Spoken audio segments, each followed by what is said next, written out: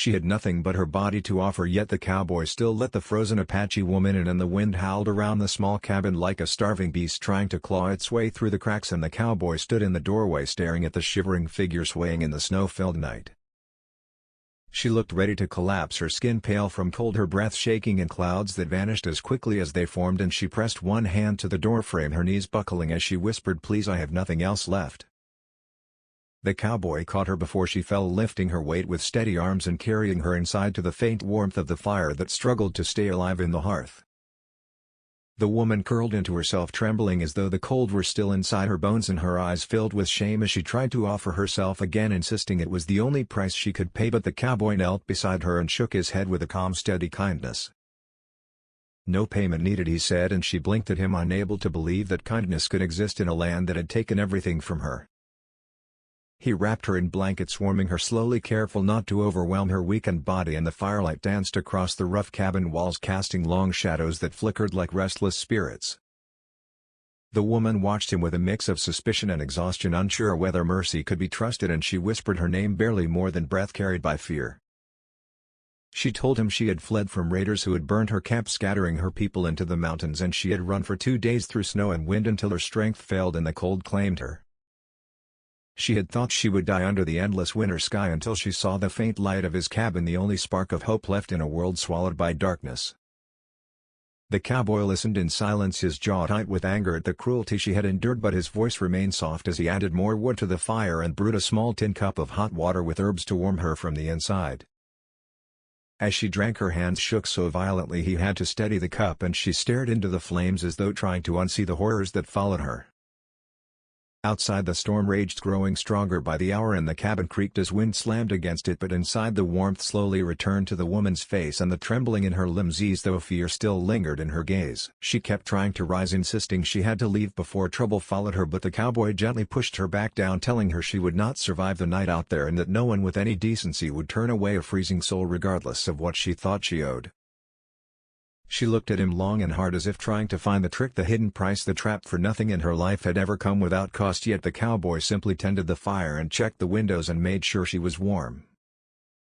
Hours passed and the storm only grew worse, screaming across the plains and hammering the door as though demanding entry. The cowboy moved to the window, peering through frost-coated glass, and for a moment he saw movement out on the ridge, shadows flickering between gusts of snow, but the storm swallowed them before he could tell if they were men or ghosts. The woman tensed, pulling the blankets tighter around her shoulders, and whispered, "They are looking for survivors, I know they are." The cowboy's hand drifted to the rifle leaning near the door, a habit born from long years in dangerous country, and he nodded slowly, his eyes never leaving the dark beyond the window.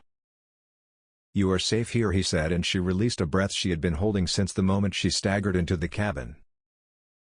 She told him about the raiders, men who roamed the frontier searching for undefended camps, men who saw Apache settlements as easy prey, and she had watched her world burn, seen friends fall, heard cries swallowed by winter wind.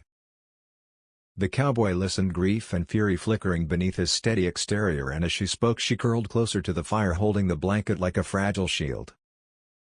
He asked her nothing about what she had endured other than what was needed to keep her safe, for he saw the weight in her eyes and knew some stories carried wounds that words only deepened. She watched him move around the cabin, gathering supplies, checking his horse outside, tightening shutters, and every action spoke of a man preparing for danger yet refusing to let fear touch the person he was trying to protect. At dawn the storm finally eased, the wind falling to weary sighs and the light creeping over snow-covered earth. The woman tried to stand again, insisting she could not draw trouble to his home, but her legs buckled and the cowboy caught her once more, telling her she would stay until she could walk without stumbling and until the threat outside passed. She stared at him with disbelief, for she had lived through months where humans acted more like wolves than men, and kindness felt like a dream forgotten upon waking. "You ask for nothing," she said, her voice hollow with wonder. "I ask only that you heal," he replied. She lowered her gaze, tears forming, though she wiped them away quickly as though ashamed of showing weakness. Days passed slowly as the storm lifted and the world outside shimmered white, and still the cowboy cared for her with quiet patience, making sure she had food, warmth, and rest while keeping watch at night in case the raiders returned. She began to regain strength, walking short distances inside the cabin, leaning on the wall for support, and each day she tested her legs, more determined to reclaim her life. One morning the cowboy noticed her standing at the doorway, wrapped in blankets, watching the sunrise spread gold across the snow. "It looks like a new world," she whispered, and he nodded, knowing how rare such peace felt after chaos. But just when tranquility settled, a distant sound split the quiet. A faint echo of hooves carried on the cold air, and the woman went rigid, fear returning like a blade against her throat. The cowboy reached for his rifle, stepping out onto the porch and scanning the horizon, and soon shapes emerged from the far hills, riders moving slow, silent, deliberate. The woman gripped the doorframe, fighting the urge to run, though she knew she could not outrun mounted raiders in deep snow. The cowboy motioned for her to stay back and walked forward, steady and fearless, his boots crunching in the frost. As the riders drew closer, he recognized the paint markings on their horses and the furs on their shoulders, and he lowered the rifle slightly, for these were not raiders but survivors, Apache families who had fled the same attack that scattered the woman's people. She cried out in relief, dropping to her knees as her people reached the cabin, their faces weary but alive. The cowboy stepped aside, letting them reunite, and the woman embraced her kin, tears falling freely now that safety had finally come. Her eldest cousin approached the cowboy, bowing his head in gratitude for sheltering her during the storm and for protecting her when she could protect herself no longer.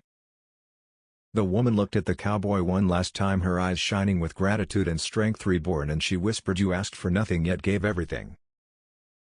He nodded, tipping his hat as she joined her people, preparing to travel with them toward safer lands deeper in the mountains.